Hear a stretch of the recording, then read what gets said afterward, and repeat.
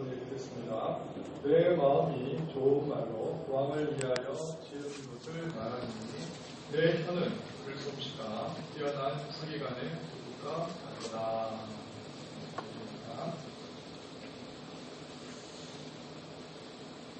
제가 어린 시절만 하더라도 우리나라가 물 부족 국가가 되어가는 것을 상상도 못할 일이었습니다.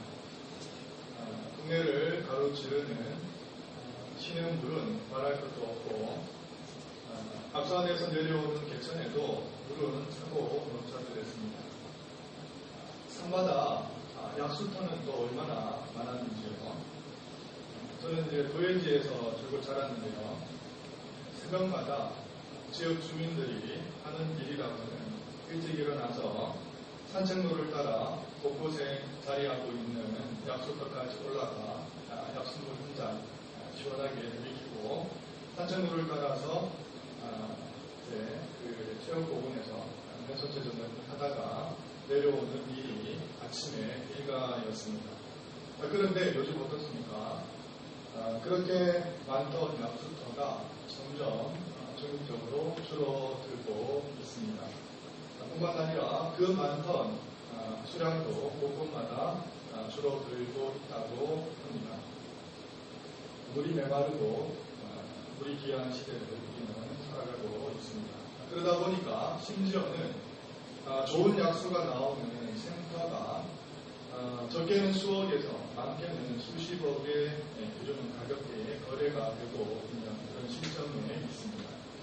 아마 모르기는 해도 큰 이변이 없는 한 세월이 흐르면 흐를수록 사람들은 좋은 물을 찾기 위해서, 얻기 위해서 더 많은 비용을 지원해서라도 구하려고 할 것입니다. 왜냐하면 사람의 건강은 양질의 물과 매우 밀접한 관계를 가지기 때문입니다. 사랑하는 성도 여러분, 성도의 영적인 건강이 이와 같습니다. 사람의 건강과 깨끗한 물과 밀접한 관계를 가지듯이 성도의 영적인 건강은 하나님께서 뭐라고 말씀하셨습니까? 생명의 근원이 이에서 나옵니다. 생명의 근원이 마음에서 나옵니다. 그래서 성도의 마음과 영적인 건강이 매우 밀접한 관계를 가진다고 하는 것입니다. 이런 의미에서 오늘은 성도들의 마음을 지키는 것이 성도들의 영적 건강에 있어서 왜 그렇게 중차대하고 또 막중한 일인지에 대해서 그 유익이 주는 충전의 그 관점에서 한번 살펴보도록 합니다. 그에 앞서서 사전 작업으로 하나님께서 외적으로 드러나는 행동에 비추어 참으로 그 내면에 숨겨진 마음을 더욱 관심을 가지시고 또 주목을 하신다고 하는 이 부분에 있어서 우리 한번 살펴보는 시간을 갖겠습니다. 이 부분에 있어서는 특별히 하나님의 진노하심과 그리고 그 심판에서 두드러지게 나타나는데요. 먼저 홍수의 사건입니다. 노아가 살던 시절에 하나님께서는 창세 이후로 가장 무시무시한 심판을 내리시게 되는데요. 그들이 특별히 살인을 하거나 간음을 하거나 부도덕함으로 드러나는 그런 죄악으로 심판을 받은 것이 아닙니다. 물론 그런 측면도 있습니다. 하지만 근본적으로 따지고 보았을 때에 그들이 물로 심판을 받은 것은 마음의 사악함 때문이었다. 성경에는 뭐라고 되어 있습니까?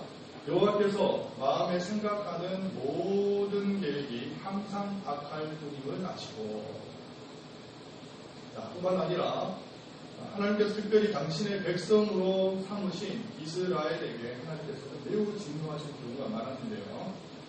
이 경우를 보아서라도 이스라엘 백성들이 하나님의 책망과 그리고 징계를 받은 이유가 어디에 있는가? 이사야서를 보시기 바랍니다. 소를 잡아 드리는 것은 살인함과 다름이 없고 어린 양으로 제사 드리는 것은 개의 목을 꺾음과 다름이 없으며 드리는 예물은 돼지의 피와 다름이 없고 분양하는 것은 우상을 찬송함과 다름이 없이 하며 그들은 자기의 길을 택하며 그들의 마음은 가장 것을 기뻐한지라고 말씀하고 있습니다. 그러니까 하나님께서 보시기에는 그들이 드리기는 드렸습니다. 희생제사를 분명히 율법에 규정되어 있고 또 하나님께서 규정하신 명령이기 때문에 희생제사를 드리기는 드리지만 그들의 마음은 어때야 되는가? 가증했다고 하는 것입니다. 두 마음을 품었다고 하는 것이죠. 하나님께서 이스라엘 향해서 진노하신 이유는 여기에 있는 것입니다. 자, 다음으로 하나님께서 드러나는 행위보다 그 내면의 마음과 생각을 더 귀중히 여기신다고 하는 대표적인 사례는 타락한 천사들에서 두드러지게 발견할 수 있습니다. 자, 유다서를 보시게 되면요. 하나님께서 타락한 천사들을 하늘에서 던져버리시고 큰 날의 심판까지 영원한 결박으로 붙들어 두셨다고 합니다. 자, 그런데 그 이유는요. 다름 아닌 그들의 마음의 제약이었습니다. 자, 천사들은 어떻습니까? 자, 기본적으로 우리와 같이 육체를 지닌 그런 피조물이 아닙니다. 그래서 육체가 없는 영물인데요. 때문에 외적으로 하나님을 대적하는 행위를 전혀 일삼을 수 없습니다. 자, 그렇다면 단지 그들의 제약이라고 하는 것은 마음으로 지은 제약일 뿐인데 그럼에도 불구하고 하나님 앞에 마음으로 지은 제약이라고 할지라도 하나님께서는 천사들을 그리고 그에 따른 존립을 심판하셨다고 하는 것입니다. 자, 이로써 사람은 외모를 보지만 나 여호와는 중심을 보느니라 하시는 그의 말씀이 괜히 허투루 하시는 말씀이 아니라는 것이 더욱 확실해졌습니다. 자, 그렇다면 하나님께서는요 본의의 하나님이시기에 마음과 관련해서 벌을 내리셨다고 하면 마음을 지키시는 자에게는 당연히 상을 선사할 것이 분명합니다. 자, 이제 지금부터, 이 시간부터는요, 이와 관련해서 차근차근 하나하나 알아보는 시간을 갖도록 하겠습니다. 자, 구약 인물 가운데 예후라는 인물이 있죠. 자, 빡독한 아합 집과 그리고 바알 신상을 대적해서 자, 그 누군가가 처단을 하긴 해야 되겠는데 예후가 나와서 터서 이 일에 대한 책임을 지고 처리하는 것을 보게 됩니다. 자, 그러자 하나님께서는 그 행한 일에 대해서는 어떻게 하셨습니까? 보상을 하십니다. 어떤 보상을 하셨냐면요. 그 후로부터 4대에 이르기까지 그의 왕위를 보존해 주십니다. 하지만 결과적으로 예후는 겉과 속이 다른 위선자로 드러나게 되었습니다. 자, 어떻게 성경은 그를 평가하고 있는지 보겠습니다. 그러나 예후가 전심으로 이스라엘 하나님 여호와의 율법을 지켜 행하지 아니하며 그는 전심으로 하나님의 길을 따라 행하지 않았습니다. 그가 행한 모든 일은 하나님을 위한 것, 하나님의 영광을 위한 것이 아니라 자신의 목적을 이루는 데 있었던 것이죠. 그가 행한 일은 비록 위대하고 선한 일인 것은 분명하지만 그 동기에 있어서는 그 자신의 마음을 지키지 못했던 것입니다. 자, 구약에 예후가 있다면 신약에는 사마리아의 그 시몬이라고 하는 인물이 있습니다. 자, 그는 대단히 경건한 사람으로 비춰졌고, 자, 이로 인해서 사도들은 그를 성도, 그리스도인으로 여길 만큼 예수 그리스도를 믿고 세례를 받은 이후에 전심으로 제자들을 따랐다. 그렇게 성경은 우리에게 전해줍니다. 하지만 몇 날이 지나지 못해서 그 또한 위선자로 드러나게 되는데요. 베드로가 이르되 내가 하나님의 선물을 돈 주고 살 줄로 생각하였으니 내 은과 내가 함께 망하리로다. 하나님 앞에서 내 마음이 다르지 못하니. 자, 마음 하나 잘못 쓴 것으로 그의 신앙 고백은 거짓으로 판명나고 말았던 것입니다. 자, 이들은 1년의 형식적인 위선자들이었고요. 외모로는 번지러하고 또 몸가짐에 있어서는 전혀 손색이 없었으면서 또 겉으로는 성도와 별반 다르지 않는 모습을 띄었습니다. 하지만 외적인 경건에 제 아무리 수많은 공을 들인다고 하더라도 자기 마음에 대해서 부주의하거나 태만하거나 무관심하다면 그 사람은 자신의 신앙 고백에 있어서 위선자에 불과하다고 성경은 분명하고 많은 것입니다. 사랑하는 성도 여러분, 그렇다면 비로소 성도가 스스로 마음을 지키는 것으로 누리게 되는 영적인 유익은 어떤 것이 있겠습니까? 시편 기자는 이렇게 고백하고 있습니다. 내가 주께 범죄치 아니하려 하여 주의 말씀을 내 마음에 두었나이다. 우리의 마음을 하나님께 가까이 하려는 우리의 노력을 통해서 하나님 말씀에 비추어 우리의 마음을 지키려는 그 열정 어린 마음을 통해서 우리가 누리게 되는 첫 번째 유익은 우리의 신앙 고백을 고백 그대로 하나님께서는 인정하고 받아주신다고 하는 것입니다. 이 얼마나 놀랍고 또 위대한 은혜요 특권인지 모릅니다. 사랑하는 성도 여러분, 세상 사람들은요 우리를 잘 몰라요. 우리의 외모로 우리를 판단합니다. 우리의 마음이 어떠한지, 우리가 하나님 앞에서 또 이웃들 앞에서 어떤 마음을 가지고 있는지 그들은 제대로 판명하지 못합니다. 그렇지만 하나님께서는 우리의 심중을 들여다보신다는 것입니다. 감찰하신다는 것입니다. 여러분들 억울한 일 있습니까? 나는 사람들에 의해서 의심의 눈초리로 여러분들 그렇게 누명을 쓰고 또 때로는 억울한 일을 당한 일이 있습니까? 땅을 치면 분통할 일이 있습니까? 그러나 하나님께서는 하나님 앞에서는 그런 일이 없습니다. 내가 하나님 앞에서 진실하면요 하나님께서는 진실한 그대로 받아주시고요 하나님 앞에서 우리가 정직하면요 하나님께서는 우리의 정직하신 그대로 우리를 받아주십니다. 우리가 하나님 앞에서 포장할 이유도 없고 우리가 하나님 앞에서 장막을 칠 이유도 없고 우리를 가식으로 우리를 꾸밀 이유도 없습니다. 우리가 정직하신 하나님이시기 때문에 우리가 정직한 마음으로 하나님께 보좌 앞에 나아가기만 한다면 그 모습 그대로 우리를 받아주신다고 합니다. 이것이 얼마나 놀라운 은혜인지 모릅니다. 이것이 얼마나 큰 특권인지 모릅니다. 자, 그래서 하나님의 은혜 안에서 우리의 마음을 지키고 다스리고 살필 줄 아는 성도들은요 유익을 누릴 수 있는데 우리의 신앙 고백 그대로를 하나님께서는 받아주신다고 하는 것입니다. 자, 두 번째로 성도가 스스로의 마음을 지키는 것으로 누리게 되는 유익입니다. 자, 그러고 보면요 마음은 모든 행동들이 만들어지면 애기수가 같아요.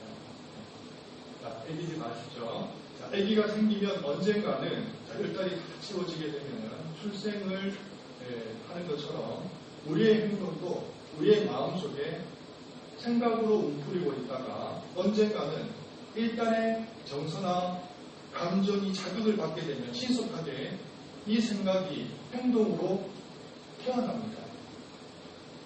자, 오늘 본문을 보겠습니다.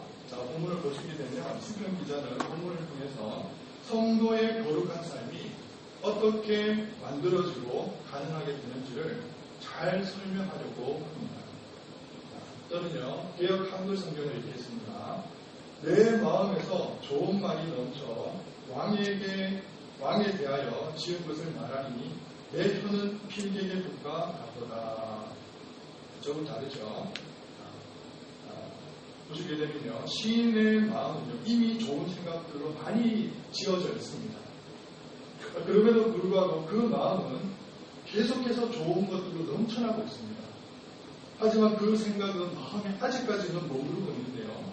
이제 왕에 대해서 지은 것을 말하려고 하니까 내 혀가 필기의 붓과 같아서 그동안 지어놓았던 것, 차고 넘쳤던 좋은 것들이 이제 낱낱이 쏟아 놓으려고 하니까 이것이 쏟아 놓아지게 될 때에 그것이 말이 되고 행동이 되고 언사가 되고 행위가 되더라는 것입니다.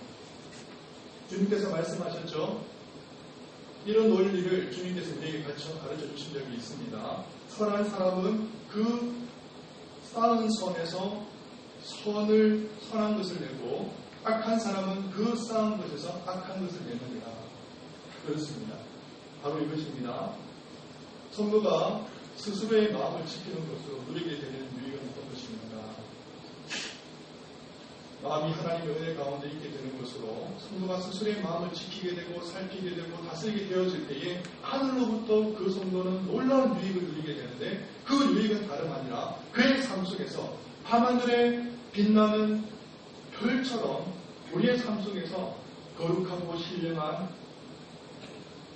하나님께서 받아주심직한 행위가 온전하게 드러나고 나타난다는 것입니다. 이 또한 얼마나 큰 특권이고 은혜인지 모릅니다. 자, 우리는 어떻게 하면 되느냐 하면요, 마음만 바로 가지고 있으면 됩니다. 신실한 마음 그대로, 온전한 마음 그대로, 바른 마음 그대로 우리가 간직하기만 하면 우리 마음 속에서 드러나는데, 우리 심령 가운데서 선한 것들, 아름다운 것들, 진실한 것들, 그리고 하나님께서 기뻐 받으 증식할 만한 것들이 우리의 마음속에서 드러나는 것입니다. 드러납니다. 그러니까 우리가 행동을 바꾸려고 하거나, 우리가 우리의 습성을 바꾸려고 하거나, 우리의 습관을 바꾸려고 하는 것에서 출발하는 것이 아니라, 우리가 마음만 잘 간직하고 있기만 하면 행동은 저절로 나오는 것입니다. 알아서 나오는 것입니다. 이 얼마나 복된 일이고 하나님 앞에서 큰 은혜요 유익이 될 수가 있습니다. 자, 이제 세 번째입니다. 성도가 하나님의 은혜 가운데서 스스로의 마음을 지키게 되는 것으로 누리게 되는 영적인 유익에는 어떤 것이 있는가? 자, 세 번째입니다. 우리의 영혼이 죄 많은 이 땅에서도 확심이라고 하는 것으로 한없는 위로를 누리게 된다고 하는 것입니다. 자, 우리의 영혼의 위로는요, 우리의 마음을 지키는 것과 매우 밀접한 관계를 가지고 있는데요. 확신입니다. 확신. 자, 그야말로 하늘의 선물 중에 선물이죠. 자, 여러분, 우리가 기도할 때 믿습니다. 믿습니다. 이거 뭡니까? 이게 확신이에요. 확신. 네. 자, 확신이라고 하는 것은 우리가 믿음과 신앙과는 또 좀 다른 별개의 성격을 가집니다. 자, 믿음이 뿌리라고 하면 이 뿌리에서 나타나는, 드러나는, 맺혀지는 그 결실, 열매 중에 하나가 확신인데요. 우리가 이 확신을 갖게 되면 정말 큰 위로를 얻게 됩니다. 엄청난 위로와 능력과 힘이 여기에서 솟아납니다. 자, 토마스 브룩스라고 하는 정교도 목사님께서는 그에 져서 지상에서 누리는 천국이라는 책에서 성도가 자신의 구원에 있어서 확신을 갖는 것이 얼마나 중요한지에 대해서 피력한 바가 있는데요. 확신은 그리스도인의 행복, 곧 그리스도인이 안락하고 기쁨에 찬 존재로 살아가는데 필수적인 것이다.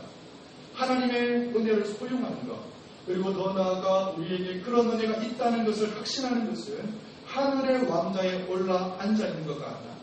그것은 이 세상에 누리는 천국이다 라고 밝힘으로써 확신은 얻어지기만 하면은 이 땅에서도 천국을 누릴 수 있는 특권이 된다고 설파하고 있습니다. 자, 그에 따르면 하나님께서 절대로 헐값에 팔지 않는 5가지가 있는데, 그것은 첫째, 그리스도, 둘째, 진리, 셋째, 하나님의 영광, 넷째, 천국, 다섯 번째, 확신이라고 할 정도로 성도에게 있어서 확신이라고 하는 것은 영적으로 큰 위로가 됩니다. 자, 성령 하나님께서 우리 영혼 안에 은혜를 한량없이 부어주시죠. 자, 그렇게 되면 하나님의 은혜는 우리 영혼 안에서 열매를 맺게 되는데요. 이를 우리는 성령의 열매라고 하죠. 자, 성령 하나님께서는 먼저 우리에게 은혜를 부어주시고, 그 다음으로 우리의 영혼의 눈을 밝게 하셔서 그것을 보게 하십니다. 자, 이로써 하나님의 성령은 우리의 영혼 안에 영그러진 성령의 열매를 근거로 우리가 하나님의 양자됨을 증거하시는 겁니다. 성령님이 증거하시는데 그저 증거하시는 것이 아니라 우리 심령 가운데 하나님의 열매, 하나님께서 명령하시고 하나님께서 기뻐하시고 즐거워하는 성령의 열매가 있는지 없는지를 보시고 우리의 영혼을 밝게 하셔서 우리의 마음의 눈을 열어주셔서 그 근거로 우리에게 양자됨을 확증하신다는 것입니다. 이것이 확고부동한 확신입니다. 자, 너희는 다시 무서워하는 종의 영을 받지 아니하고 양자의 영을 받았으므로 우리가 아빠 아버지라 부르짖느니라. 이 얼마나 놀라운 축복인지 모릅니다.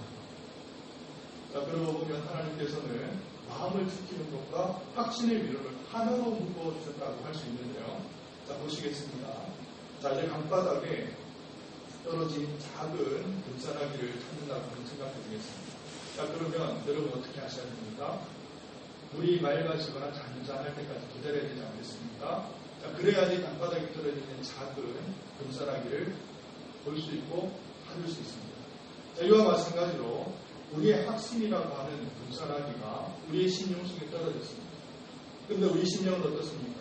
늘 탓하고 혼탁하고 그리고 늘 어지럽습니다.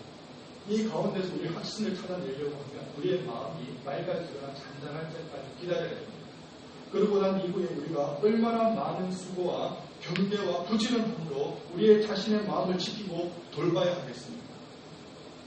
그럴 때에 확신이라고 하는 하나님의 위대한 선물이 우리에게 주어지는 것입니다. 자, 이제 세 가지를 말씀을 드렸습니다. 첫 번째, 무엇입니까? 자, 여러분 다시 한번 상기하시기를 바랍니다. 우리의 신앙이 하나님께 온전히 받아지게 된다는 것. 첫 번째입니다. 두 번째는 무엇입니까? 우리의 마음을 가지고 있으면 간직하고 있기만 하면 우리 삶 속에서 거룩한 삶이 온전히 드러나게 된다고 하는 것입니다. 세 번째, 우리의 마음 지키는 것이 왜 유익한가? 세 번째는 우리 마음속에 확신이 자리 잡게 되고 이 확신을 통해서 천국의 그 위로를 우리가 만끽하게 된다고 하는 것입니다. 자, 이제 네 번째입니다.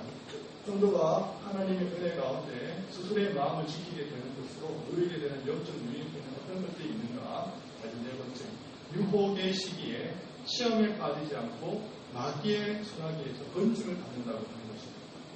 자, 부디한 마음은 유혹의 시기에 쉽게 사단의 무기감이 되는데요. 자, 유혹의 시기에 사단의 주된 공격이 받겠습니까? 보나마나 마음이 아니겠습니까? 마음을 정복하게 된다면 결국은 상대의 모든 것을 정복하는 셈이기 때문에 그렇습니다. 자, 이런 원리를 알고도 마음을 지키지 않은 태만한 마음은 얼마나 쉽게 마귀의 소나기에 넘어가게 되는지. 이런 성도는 마치 전시에 성문을 활짝 열어놓고 방비도 하지 않는 성과 같습니다. 적군이 이런 성을 집어삼키는 것은 그야말로 식은 죽먹기에 불과한 것이죠. 철로 역정 저자로 유명한 영국 침례교 목사 존 보nen이 쓴 그의 또 다른 풍자소설 가운데 하나가 거룩한 전쟁이라는 책이 있습니다. 자, 이 책은요, 창조주로부터 조성된 인간들이 디아블로스라고 하는 사탄의 게임에 빠져서 타락하게 되고 창조주 차다이는 아들인 임마누엘을 보내어 이들을 다시 구원하신다는 내용으로 이루어져 있습니다. 자, 이 우화소설이 그토록 극찬을 받고 또 수작이라고 인정을 받는 것은 이 책이 인간 내면을 너무나도 잘 그려내고 있다고 하는 데 있습니다.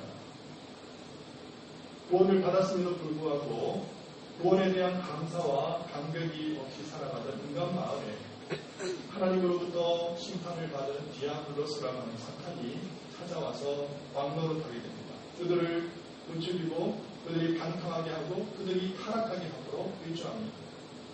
처음에는 임마누엘이신 예수님께서 오셔서 타락한 마을을 탈환해 주시지만 마을에 남아있거나 또 숨어 들어온 디아블로스의 잔당들에 의해서 다시 이 마음은 빼앗기게 됩니다. 1절 1대 공감등이 벌어지다가 디아블로스에게는 속수무책입니다. 인간의 힘으로는 되지 않는다고 하는 비참함이 깨달아질 무렵에 임마누엘 장군이 다시 오셔서 무너지지 않을 것만 같았던 디아블로스의 그 권세와 그리고 그 성벽을 꺾어버립니다. 그러자 인간 마을에는 드디어 참된 평화가 임하게 되었더라 하는 것이 이야기의 줄거리입니다. 자, 보시게 되면 전쟁이 벌어질 때 인간 마을이라고 하는 것이 영혼의 내면을 일컫는 것인데요. 이 유혹의 시기에 누가 과연 영혼의 내면, 이 마음을 장악하느냐에 따라서 누구는 영생을 얻을 수 있고 누구는 영혼에서 떨어질 수 있다고 하는 것이 이 책의 일관된 주장이고 가르침입니다. 유혹의 시기에 유혹을 받고 영혼이 요동하는 것은 마치 산비탈에서 굴러떨어지는 작은 돌과 같습니다. 여러분 어떻습니까? 작은 돌멩이가 굴러떨어집니다.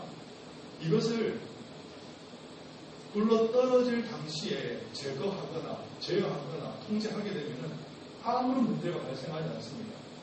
그러나 이것이 굴러떨어지게 되어지면 일단 굴러떨어지게 됩니다. 걷잡을 수 없이 굴러내려옵니다. 막을 길이 없게 되는 것입니다. 그러니까 마음이 처음 조종할 때에 성도는 그 비밀을 알아채고 그 수준에서 죄를 억제하고 통제하게 된다면 정말 무사 통과, 무사 안일하게 모든 일을 처리할 수 있겠지만 그렇지 않고 죄를 억제하지 못하고 통제하지 아니하게 되면 호미로 막을 것을 가래로도 막을 수 없을 만큼 불가능한 일이 초래하게 되는 것입니다. 그래서 맨 처음부터 마음을 지키는 것이 이토록 중요한 것입니다. 하지만 어떻습니까? 성도들은 다릅니다. 하나님의 은혜 가운데 스스로의 마음을 지키게 되어질 때에 성도는 시험에 빠지지 않고 마귀의 손안에서 건집을 받는 유익을 얻게 되는 것입니다. 자, 이제 말씀을 맺습니다. 옛날에는요, 동네마다 우물이 있었고 그것이 유일한 식수원이었을 때가 있었죠. 어머니는 맑은 물이 나올 때 동네 사람들은 그 우물을 닦습니다. 깨끗한 함석으로 뚜껑을 덮고 또 자물통까지 달아서 우물을 보호하죠. 그러다가 수원이 고갈되거나 오염되어서 식수원으로서의 문의 가치가 다하게 되면 사람들은 더 이상 그 우물을 보호하지 않습니다. 아이들이 지나가다가 침을 뱉기도 하고 또 잡대기를 빠뜨리기도 하죠. 물은 점점 더러워지고 녹조가 끼다가 얼마 지나지 않아서는 벌레들도 들글거립니다. 자, 그때쯤이면 동네 사람들은 하나같이 생각합니다. 누군가 저 우물물을 묻어버리면 좋겠다. 마귀가 성도들에게 하고 싶어하는 것이 바로 이것입니다. 우리 안에 있는 하나님의 생명이 흘러들어오는 그 근원, 어찌하든지 막아버리기를 원하는 것이죠. 그리고 그 일을 위해서 그가 할 수 있는 유일한 생명을 주시는 하나님은 제어할 수 없고 우리 안에 역사하는 하나님의 생명도 제지할 수 없지만 그가 할 수 있는 손쉬운 방법, 그것은 다름 아니라 우리의 마음을 빼앗거나 더럽히는 것입니다. 더 이상 하나님의 생명의 근원이 되지 못하게 하는 것이죠. 사랑하는 성도 여러분, 성도에게 마음을 지키는 것 이처럼 중요한 것입니다. 하나님은 우리의 마음을 보시고 계시고 우리의 인격은 마음에 있고 우리의 행동은 마음에서 잉태되고 우리의 성령은 우리의 마음속에서 역사하고 그 열매는 우리 마음속에서 결실을 되어주고 성화라고 하는 것도 우리 마음속에서 이루어지고 확신이라고 하는 천국의 위로도 우리 마음속에서 우리의 마음을 점검할 때 주어지는 것이고 신앙 고백도 이 마음이 정결할 때 하나님께서 받아주시는 것입니다. 이로써 우리의 수없이 많은 영적 유익은 이 마음을 지키는 것에서부터 주어지는 것인데 이보다 더 값진 일이 어디에 있겠습니까? 사람은 예모를 보거니와 우리 주 여호와는 중심을 보시느니라. 이 말씀을 마음에 새기시고 온전히 주님 만나시는 그날까지 순례자의 삶, 나그네의 삶을 사실 수 있는 저와 여러분 되시기를 바랍니다. 기도하겠습니다. 사랑과 우리가 부탁하시는 하나님 아버지, 주님께서 우리에게 주시는 수많은 영적 유익들, 마음을 지키는 데서부터 주어진다는 것을 기억하고 온전히 마음을 하나님께 드릴 수 있는 사랑하는 모든 성도님 되게 하여 주시옵소서. 하나님 아버지, 주께서 우리의 정직함도 보시고 우리의 생활도 마음에서 이루어지는 것이고 또한 하나님 아버지께서 주시는 그 확신도 마음에서 주어지는 것이고 또 죄로부터 우리가 경계하고 또 그러므로 말미암아 우리가 주님 앞에서 거룩한 삶을 사는 것도 마음에서부터 주어지는 것이니 내 마음을 온전히 지킬 수 있는 사랑하는 모든 성도님들 되실 수 있고 그리하여 하나님의 기쁨이 되실 수 있는 사랑하는 성도님들에게 부족함이 없게 하여 주시옵소서. 감사를 드리며 우리 주 예수 그리스도의 이름으로 기도를 드립니다.